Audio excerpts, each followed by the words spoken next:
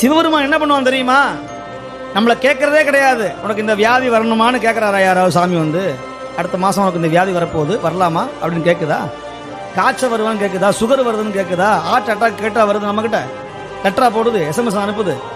நான் அடுத்த மாதம் இந்த தேதிக்கு 12 மணிக்கு நீங்கள் தூங்கும்போது நான் நெஞ்சு வழியாக வருவேன், அப்புறம் நீங்கள் 108க்கு முன்னாடி ஃபோன் பண்ணிடுங்கன்னு அப்படின்னு சொல்லுதா? சொல்லாம கதவை திறந்து கொண்டு அனுமதி இல்லாமல் வருதா இல்லையா? இத வினையை ஊட்டுகிறான். சும்மா தனு வருமா? சும்மா பிணி வருமா? சும்மா சுகம் வருமா? சும்மா வருமா துக்கம்? என்னடா காரணம்? நீங்க நம்ம செய்த முன்னால் செய்த வினைக்கு ஈடா வருமா? உங்களுக்கு எங்கெங்கெல்லாம் இருந்து ஞானம் வருகிறதோ, எங்கெங்கிருந்தெல்லாம் உங்களுக்கெல்லாம் நல்ல அறிவு வருகிறதோ அதுதான் குரு. ஒரு காக்காவை பார்த்து உங்களுக்கு ஞானம் வந்ததுன்னா காக்கா தான் குரு. ஒரு கழுதையை பார்த்து உங்களுக்கு பொறுமை வரணும். எத்தனை சுமை ஏத்தினாலும் அது கத்துறது இல்ல, தான் எஜமான கோச்சுக்கிறது இல்ல.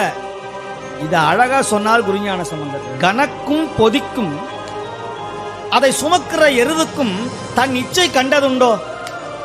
முதலாளி மாட்டை கேட்டு சுமையை ஏத்துறது இல்ல, இருக்கிற வரைக்கும் ஏத்து தாங்குற வரைக்கும் தாங்கட்டும் மாடு. இந்த மாடு படுக்கிறது இல்ல,